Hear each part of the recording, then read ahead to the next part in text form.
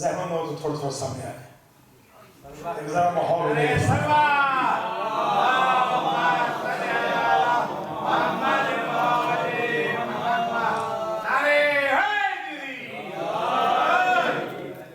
اعوذ باللہ من الشیطان الرجیم، بسم اللہ الرحمن الرحیم، الحمد للہ رب العالمین، الصلاة والسلام علی سید الانبیاء والمرسلین، سیدنا و مولانا ابی القاسم محمد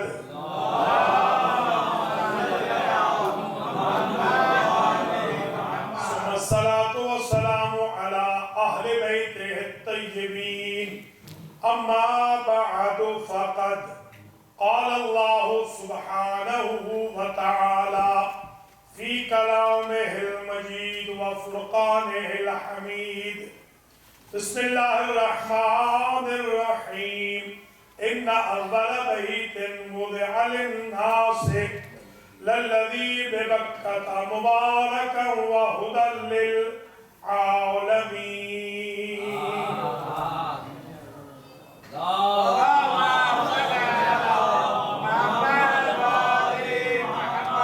قابل قدر سادات و مومنین و مومنات، بیت القائم نیو جرسی میں مرزا محمد علی خان صاحب، ان کے اہل خانہ اور بچوں کی طرف سے قدیمی جشن مولود کعبہ، جو ایگزیکٹ ڈے آف ولادت آف فرسٹ امام منعقد ہو رہا ہے،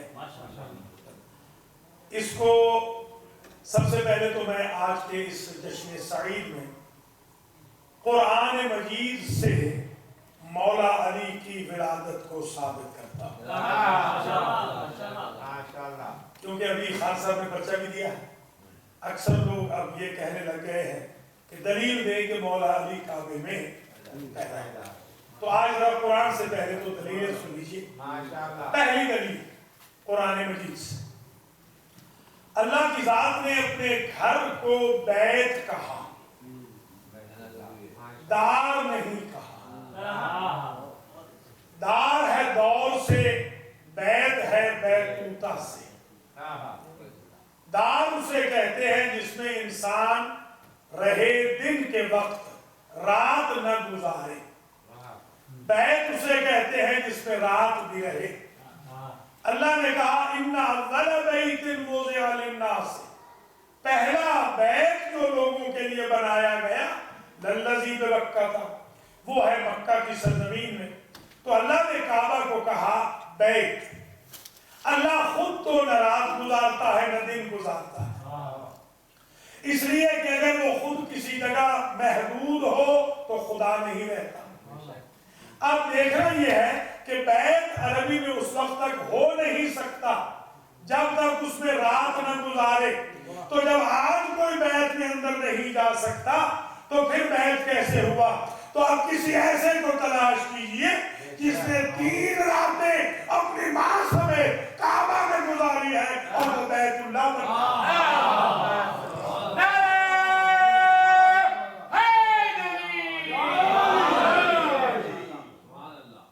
دوسرا ثبوت قرآن سے، وَأَعِدْنَا إِلَىٰ إِبْرَاهِيمَ وَإِسْمَاعِيلَ أَن طَهِّرَ بَيْتِيَ لِلطَّائِفِينَ وَالْعَاكِفِينَ وَالرُّكَّعِ السُّجُودِ، اور ہم نے عہد لیا ابراہیم سے اور اسماعیل سے کہ تم دونوں باپ بیٹا مل کر ہمارے بیت کو پاک قرار دے دو، طواف کرنے والوں کے لیے، اعتکاف کرنے والوں کے لیے، رکوع کرنے والوں کے لیے، سجدے کرنے والوں کے لیے۔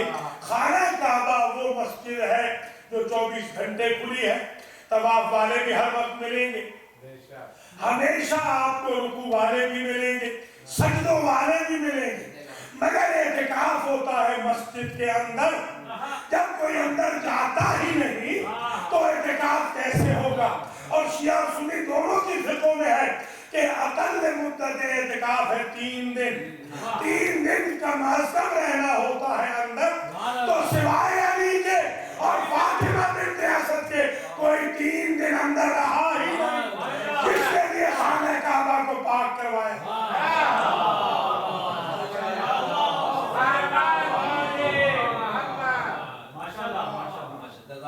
یہ 2 ثبوت ہو گئے قرآن سے۔ تیسرا ثبوت قرآن مجید سے، لو انزلنا هذا القرآن على جبل لرأيته خاشعا متصدعا من خشیت اللہ۔ اگر ہم اس قرآن کو نازل کر دیتے پہاڑ پر تو وہ پہاڑ پھٹ جاتا۔ اب آئیے پورا قرآن لے آئیے اور ایک سنگریزہ پھٹا کے دکھائیے۔ قرآن مفروضوں کی کتاب تو ہے نہیں۔ آگے قرآن کہتا ہے تلک الامثال نضربها للناس، ہم یہ مثالیں اس لیے بیان کرتے ہیں لعلہم یتفکرون کہ لوگ کچھ سمجھیں۔ اگر تھیوری کے ساتھ پریکٹیکل نہ ہوتا تو اللہ مثال نہ کہتا۔ قرآن مفروضوں کی کتاب نہیں، وہ فزکس یا کیمسٹری ہوتی ہے۔ قرآن حقائق کی کتاب ہے۔ تو کوئی آیت آئی ہو، قرآن پھٹا ہو، ہمیں تو نظر نہیں آیا، مگر ایک جگہ دیکھا کہ قرآن ہے غلاف میں بند، ناطق قرآن غلاف میں بند ہے۔ اس کی ایک جھلک پہاڑ کے پتھروں سے بنی ہوئی دیواریں کعبہ پہ پڑی، دیواریں کعبہ نے پھٹ کے بتا دیا یہی تاثیر سامنے قرآن ہے، یہی تاثیر ہے ناطق قرآن۔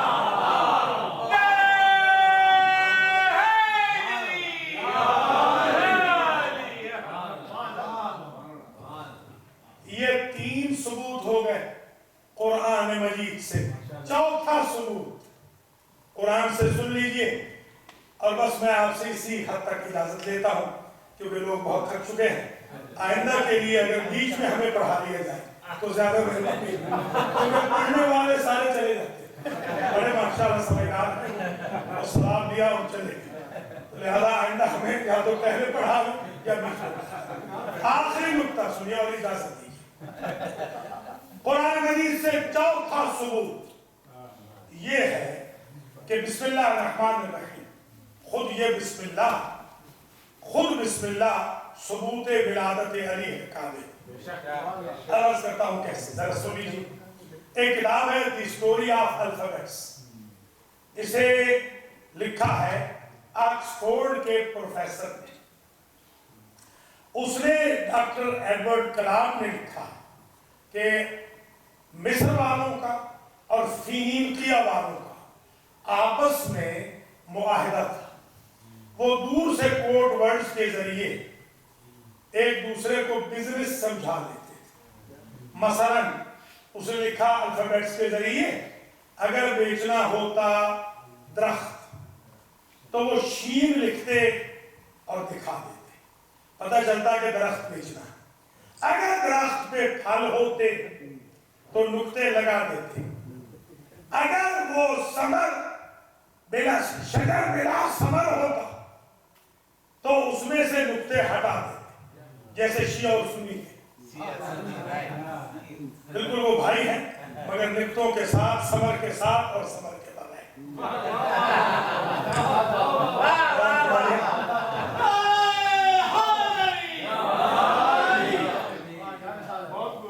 تو شین لکھتے شجر کے لیے، شجر یعنی درخت، درخت اگر ہوتا پھلدار تو نقطے لگا دیتے، بغیر پھل کے بیچنا ہوتا تو سین کر کے بیچ دیتے، وہی شین کو سین کر کے۔ یہی بلکہ اعتراض تھا، یاد ہوگا کہ بہت سارے ریڈ بلڈ والوں نے اور وائٹ فیسز والوں نے بلال پہ اعتراض کیا کہ سرکار اسے مؤذن بنایا، فائدہ کا سننے گا، یہ ہے آپ کے لیے، اسے مؤذن بنایا ہے، اس کو تو سین اور شین میں تمیز نہیں، وہ اشہدو کہتا ہے، اشہدو نہیں کہہ سکتا، انما الاعمال بالنیات۔ ذرا توجہ فرمائیے گا، نبی نے عجب جملہ فرمایا، فرماتے ہیں شین و بلال، سین و بلال، شین عند اللہ، ادھر سے بلال سین اللہ تک شین پہنچتی ہے. سمجھے ہیں آپ حضرات یا نہیں؟ اب اللہ کی اذان کی بابت ہو یا مولا علی کی ولایت کی بابت، یہ نیت چیک ہوگی.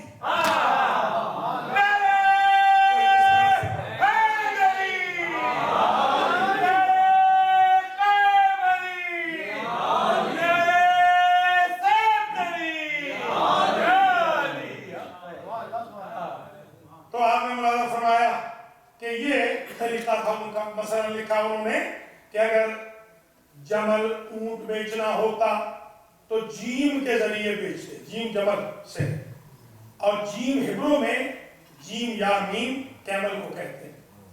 تو اگر ہوتا وہ ساربان کے ساتھ اونٹ بیچنا ہوتا تو جیم کا نقطہ لگا کے دکھا دیتے، اور اگر بغیر ساربان کے صرف اونٹ بیچنا ہوتا تو نقطہ ہٹا دیتے تھے. یہ ان کا طریقہ تھا. اب ظاہر ہے انہوں نے تو 29 کا لکھا ہے. اب مجھے تو صرف اجازت چاہنا ہے ایک جملے کے اوپر. اس نے لکھا، بڑی شان سے اس نے ایک جملہ لکھا کہ اگر انہیں گھر بیچنا ہوتا تو باغ کے ذریعے بیچتے، اگر گھر ہوتا لا وارث تو نقطہ ہٹا دیتے، اور گھر ہوتا مالک و وارث والا تو نقطہ لگا دیتے. آپ سمجھ میں آئے گا. مولا علی کو سسٹم سے نہ نکالنا. مولا علی نے وہ نقطہ دیا ہے جس نے اللہ کے گھر کو ابنڈنٹ ہونے سے بچایا ہے. ایران ہو جاتا اگر مولا علی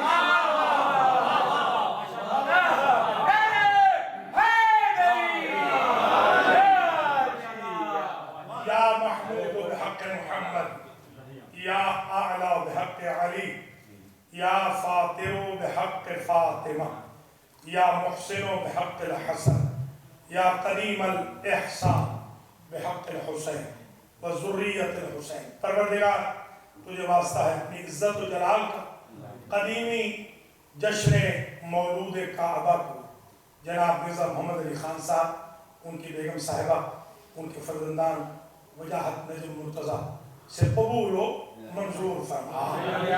اس جشن کا ثواب ذوالفقار علی خان، مقصود علی خان، حسن علی، ضامن علی خان، مرزا جعفر علی خان، مرزا حیدر علی خان، مرزا عباس حسین خان، مرزا حسن علی خان، مرزا حسین علی خان، نور النساء بیگم، رقیہ حسن، وقار النساء بیگم، طاہرہ بیگم، ولایت بیگم اور دیگر مرحومین و مرحومات کو ایثار فرما. جو بیمار ہیں تاجدار حیدر اور میر شجاعت اور رضا کاظمی، ان سمیت تمام منظورین کو شفائے کامل و عاجل عطا فرما. پروردگار تجھے واسطہ ہے روز ولادت مولا کائنات کا جس خلوص اور انہماک کے ساتھ بانی جشن میں اس جشن کا اہتمام کیا ہے. پڑھنے والوں نے پڑھا ہے، سننے والوں نے سنا ہے. ہم سب سے اس عبادت کو قبول و منظور آمین. پروردگار مومنین کو جشن میں اور مجالس میں بڑے اہتمام سے شرکت کی توفیق دلائے. جو مجلس امام موسیٰ کاظم علیہ السلام یہاں پر 9 جون کو سنڈے کے دن منعقد ہو رہی ہے کاظمی اعظام کی طرف سے، اس میں بھی مومنین و مومنات کو شرکت کی توفیق مرحمت فرما. کل قرآن سینٹر میں بھی مومنین و مومنات کو شرکت کی توفیق مرحمت فرما. پروردگار ہمارے صغائر و کبائر سے درگزر فرما. آج کی عیدی کے طور پہ ہمارے گناہوں کی مغفرت کا سرٹیفکیٹ عطا فرما. جہاں جہاں شیعان علی پریشانیوں میں ہیں، پاکستان میں، شام میں، بحرین میں، سعودی عرب میں، عراق میں، مختلف جگہوں پر، افغانستان میں، ان کی مشکلات کو حل فرما. القاعدہ اور طالبان کا صفایا فرما. دہشت گردوں سے ہمیں محفوظ فرما. نارتھ امریکہ میں رہنے والے شیعان علی کی حفاظت فرما. ان کی اولادوں کی حفاظت فرما. بیت القائم کے بانیان، خدمت گزاران، سب کو جزائے خیر مرحمت فرما. امام العصر کے ظہور میں تعجیل فرما. ہم سب کو آپ کے اعوان انصار کو شمار فرما. ایک مرتبہ سورہ فاتحہ، 3 مرتبہ سورہ اخلاص کی تلاوت فرما کر جو نام میں نے خان فیملی کے لیے ہیں سب کو عیسیٰ فرما. بسم اللہ الرحمن الرحیم.